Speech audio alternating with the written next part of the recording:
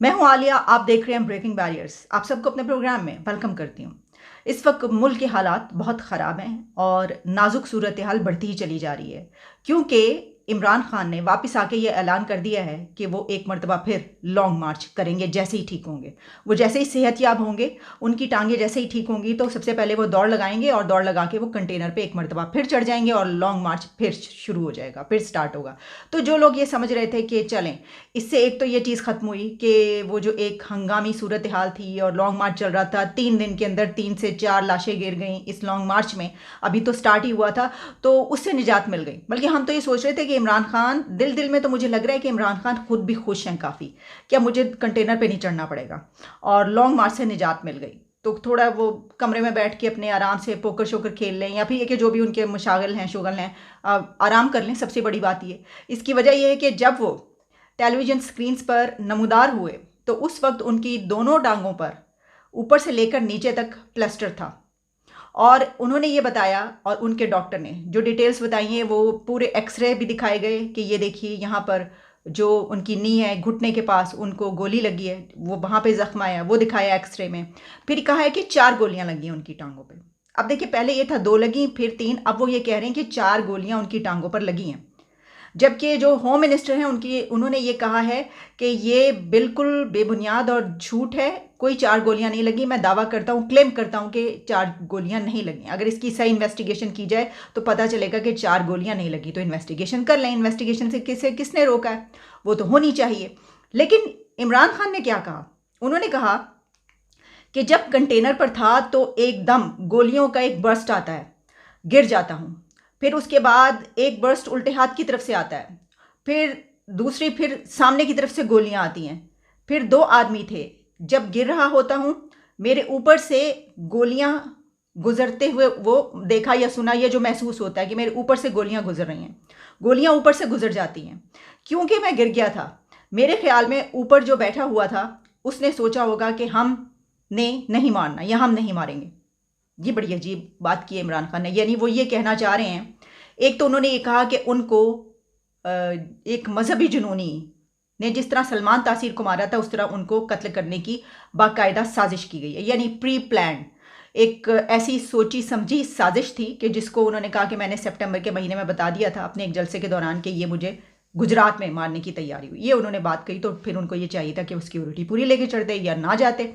मतलब कुछ अपनी, यानी आपको बुलेट प्रूफ भी आपने नहीं पहनी हुई, आपको ये पता है, आप ये कह रहे हैं कि आपको मारने की तैयारी कर ली गई है, आपको 1 महीने पहले से पता है, और उसके लिए कोई आपने सिक्योरिटी के वो नहीं रखे अपने आगे, ना तो बुलेट प्रूफ पहनी हुई आपने, ना इतने लोगों की आपके साथ सिक्योरिटी, गोलियां चल रही हैं, आप कह रहे हैं आप गिर गए।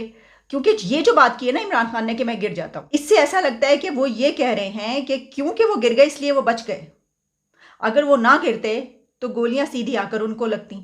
ठीक है, अब मसला पता क्या है कि यहाँ पर तो हर दूसरा बंदा नहीं, बल्कि हर बंदा अपनी अपनी जो वो वीडियोस हैं उनको देखकर राय पेश कर रहा है। यानी ये कहा जा रहा है कि ये तो वो वाला बंदा ही नहीं है, ये जिसने पकड़ा है उसने तो गोली चलाई है, लेकिन उसके कई अतराफ से, कई जगहों से, कम से कम 3-4 जगहों से गोली चली है, और वहां पर एक और बंदा भी पकड़ा गया, तो उसको क्यों नहीं लाया गया, उसकी स्टेटमेंट क्यों नहीं ली गई, ये वाली बातें हो रही है। कई लोग ये कहते हुए नजर आ रहे हैं।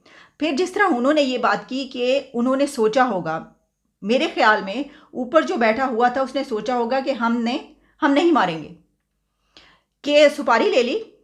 लेकिन क्योंकि इमरान खान बहुत पॉपुलर है, यानी उनका कहने का मतलब क्या ये है कि वो बहुत ज़्यादा लोगों को पसंद है, तो जिन्होंने सुपारी ली या जो मारने के लिए भेजे गए, तो उनके दिल में भी इमरान खान का बहुत ज़्यादा प्यार और वो था, तो उन्होंने कहा कि बस ऐसे ही इधर उधर गोलियां निकाल देते हैं ऊपर से, तो नहीं मारेंगे। तो इसमें फिर कॉन्फ्लिक्ट आ जाता है, क्योंकि एक तरफ आप ये कह रहे हैं कि आप गिर गए तो गोलियां आपके ऊपर से गुजर रही थी। अगर वो आपको नहीं मारना चाहते थे, उनके दिल में आपके लिए वो था, अगर उन्होंने वो सोचा जो आप कह रहे हैं, तो फिर आपके गिरने के बाद आपको ऐसा महसूस नहीं होना चाहिए था कि आपके ऊपर से गोलियां गुजरी हैं। फिर तो वो मारने की कोशिश की, लकीली आप गिर गए। तो ये भी अब कॉन्फ्लिक्ट है। चलें, बहरहाल ये सब चीज़ें जो है चल रही हैं। कल के रोज़ पूरे मुल्क में जो बड़े सिटीज़ हैं, छोटे सिटीज़, हर जगह पर पीटीआई के सपोर्टर्स निकले, उन्होंने टायरों को आगे लगाई, उन्होंने रास्ते ब्लॉक कर दिए, पूरा मुल्क का ब्लॉक था, यानी हर तरफ के रास्ते बंद कर दिए गए, नारे लगाए गए इदारों के खिलाफ, फौज के खिलाफ, लोगों के खिलाफ, और जो उनके ओपोनेंट्स हैं उनके खिलाफ खूब नारेबाजी हुई। और पूरा दिन ऐसा लग रहा था कि जैसे जंगो जदल हो रही है यहाँ पर कोई, वो बस आप समझ लें कि हम कौन सा नक्शा पेश करें। वो इराक़ में जब वो सिचुएशन थी, सीरिया में जो सिचुएशन थी, या अफ़गानिस्तान में जो कुछ अर्सा पहले हालात थे, तो वो बस उसी तरह के कुछ लग रहे थे कि ये तो भाई क्या यहाँ पर हो क्या रहा है। ठीक है, वो जो सिविल वार कही जाती है तो वो फिर यही होता है। ये जो हम कहते हैं ना नहीं होगी, तो वो इसी तरीके से यही जो कल हो रहा था, तो ये क्या था। और मुझे बताइए, जो मजाक उड़ा रहा है वो नहीं उड़ाना चाहिए। इसकी वजह ये है कि हमारे मुल्क में ये वाला पहली मरतबा तो ऐसा वाक़या नहीं होने लगा ना। यानी कितने लोग मारे गए इस वजह से, पॉलिटिशियंस, प्राइम मिनिस्टर्स, बड़े बड़े के पर्सनालिटीज़ कत्ल कर दी गई सड़कों पर। तो ये तो कोई अनोखी बात थोड़ी है। वो बच गए, ठीक है, जिस तरह वो कह रहे हैं कि जी बहरहाल ये तो अब साजिश है या नहीं है, जो भी है आप इन्वेस्टिगेशन करवाएं। लेकिन ये जो मजाक उड़ाया जा रहा है ना, देखिए मसला पता क्या होता है, अपने लोग भी अंदर से कुछ ऐसी बातें करते हैं। जैसे मैं देख रही थी कि अब हमाद अजहर हैं, हमाद अजहर साहब से किसी ने ये पूछा कि जनाब ज़रा ये बताइएगा कि ये क्या सूरत हाल है, इमरान खान खैरियत से हैं, क्या कहेंगे आप। उन्होंने जी बिल्कुल खैरियत से, बस ये है कि उनकी जो टांग है वहाँ पर शहरग में उनके गोली लगी है, यानी आयोटा, वो जो एक आपको पता है ना वेन जो होती है, वो मतलब हम तो शाहरग इसको बोलते हैं, तो उन्होंने कहा टांग में शाहरग में गोली लगी। अब उसके बाद फिर जो वो एक चला है जोक ये वाला है, मतलब टांग में शाहरग, ये पहली मरतबा मैंने सुना है कि वो फिर उसके बाद जो जिसने उस चीज़ का मजाक उड़ाया या उस बात को किया कि ये किस किस्म की मतलब खुद से ही जो है वो मजाक उड़ाने वाली बात है। चले बहरहाल बड़ी फिर हमें सुननी पड़ी। जितने भी पीटीआई के सपोर्टर्स थे सब ने आके जो कुछ कहना था वो कह डाला। लेकिन उसी के साथ एक और फिर हम जो है वो कहीं से भी कुछ ऐसा आए ना तो हम उसको ज़रूर पिन पॉइंट कर दिया करते हैं। जिस तरह के नवाज शरीफ साहब के एक बड़े करीबी बंदे हैं, उन्होंने ये कहा कि नवाज शरीफ साहब वापस आ रहे और वो 33 दिसंबर को वापस आ रहे, 33 दिसंबर को वापस आ रहे। मैंने कहा देख लें कहीं ये 33 तो नहीं है, साल भी जो है वो 33 ही हो। मियां साहब को वापसी का क्या प्लान है? मियां साहब की वापसी बस कंफर्म हो गई है। इंशाल्लाह ताला आपको मैं गुड न्यूज दे रहा हूँ, दिसंबर की 33 को मियां साहब जा रहे हैं, टिकटें ओके करवा दी। क्या हाल है जी आपके? जी बिल्कुल ठीक, शुक्र है। मुझे बताइए खान साहब की सेहत अब कैसी है? खान साहब बिल्कुल ठीक हैं। उनका बड़ा नैरो स्केप हुआ है, जो उनकी टांग की के अंदर जो शार है।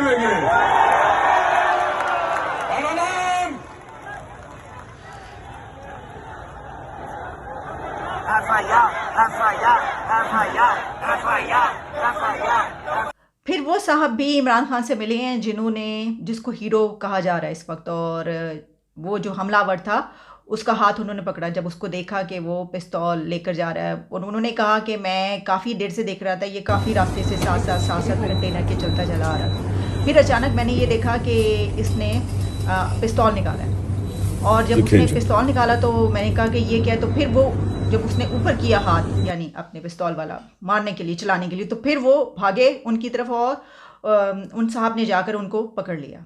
अब बात ये है कि जब पकड़ लिया तो उनका ये कहना है कि वो उसी वक्त जो है जब वो उनका हाथ पकड़ के नीचे किया तो एक गोली वो चला चुका था और बाकी 7 ही गोलियां उसकी चल गई थी उसी वक्त। तो लेकिन अब गोलियां अगर चल गई तो देखा ये जा सकता है कि जिस वक्त वो पकड़ के उसको दूसरी तरफ खींच के लेकर जा रहे हैं तो उसी वक्त और गोली लगती है और एक और बंदा वहाँ पे ढेर हो जाता है, मर जाता है, और वो मर गया, मोज़म गोंदल जिसका नाम बताया जा रहा है।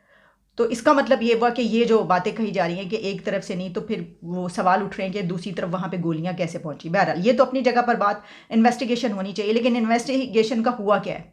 इन्वेस्टिगेशन का ये हुआ है कि कहा यह जा रहा है कि परवेज़ इलाही और इमरान खान के बीच इस सिलसिले में बड़ा इख्तलाफ पैदा हो गया। तो मुझे तो लग रहा है कि परवेज़ इलाही साहब ने अपनी पार्टी बदल ली है। ठीक है जी, क्योंकि अभी तक FIR नहीं कटी इसकी।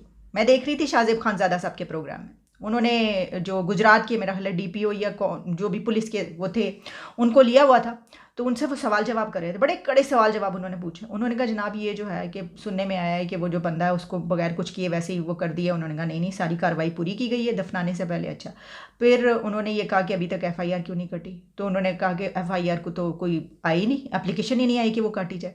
तो इसका मतलब है कि वो पुलिस खुद से नहीं काट सकती कि अच्छा क्यों नहीं आई? तो इसका मतलब ये हुआ किसी बिना पर नहीं आई, क्योंकि बातें कही जा रही हैं कि FIR के मामले पर इख्तलाफात पैदा हो गई हैं और वज़ीर आला पंजाब परवेज़ इलाही ने इमरान खान के रवैये पर नाराज़गी का इजहार किया है और परवेज़ इलाही कानून और इमरान खान अपनी ख्वाहिश के मुताबिक FIR कटवाना चाहते हैं। देखा ना, मैंने कहा था वही हुआ जिसका डर था। ठीक है जनाब, ये जो है ना ये बेल मंडे नहीं चढ़नी थी, मैंने आपको बताया है।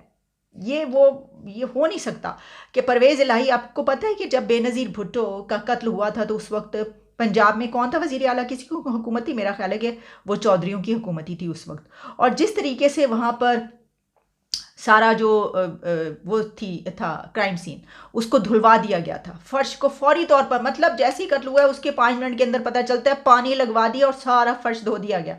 और सब हैरान परेशान कि ये क्या किया। और ऐसे बहुत सारी ऐसी चीज़ें हुई थी जिसके ऊपर इतना गुस्सा था पूरी कौम को, क्योंकि वो वक्त ऐसा था। तो उस वक्त किसकी हुकूमत थी? इनकी।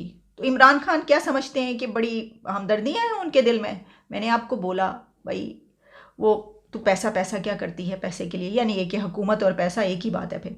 तो लग रहा है मुझे उन्होंने पार्टी शार्टी को चेंज करने की, या फिर ये कि वो क्या करें असल में, परवेज़ इलाही साहब भी क्या करें। इमरान खान जिन लोगों के नाम ले रहे हैं FIR में लिखवाने के लिए, उनकी मजाल है वो उनके नाम उसमें डालें। ठीक है जी। तो इस बात पर फड्डा हुआ होगा और यही हुआ है, हो रहा है। वैसे तो मैं आपको एक बात बताऊं, अगर FIR कट भी जाए, या जिस तरह इमरान खान ने ये कहा कि वो जो है वो बच गए हैं, वो नीचे लेट गए, गिर गए, इस वजह से बच गए, लकीली, जो कुछ भी है, जो भी है, अगर ये ना होता और खुदा न खास्ता कोई सानिया होता, तो जो मुल्क में इस वक्त होता मुल्क के साथ, वो तो अलग उस जगह पर, लेकिन आपका क्या ख्याल है कि उसके बाद सही FIR कटती और पकड़ा जाता और सब कुछ सामने आ जाता? आज तक किसी का आया है जो ये होता? तो ये तो इसके ऊपर बहस करने की ज़रूरत नहीं है। मैं आपको और मज़ीद कुछ बातें जो हैं वो बता दूं, और वो ये है कि जिस तरह मैंने आपको ये कहा है कि पाक आर्मी की तरफ से जो है वो इसके ऊपर स्टेटमेंट एक आ गई है, तो वो भी उसके ऊपर भी बात करना ज़रूरी है, वरना कहेंगे जी या एक ही साइड की बात करते चले जा रही हैं। तो हम आपको ये बता दें कि पाक आर्मी ने इमरान खान के झूठे दावों को मुकम्मल तौर पर मुस्तरद कर दिया है। ये मैं GO की न्यूज़ आपके सामने पेश करी, और फ़ौज और इसके अफसरान को बदनाम करने में मुलव्विस अफसरान के खिलाफ कानूनी एक्शन के लिए हुकूमत से दरखास्त दे दी है। हुकूमत से कहा जी ये कानूनी एक्शन लिया जाए। अब हुकूमत की क्या वजह, हुकूमत को तो लेना ही लेना पड़ेगा।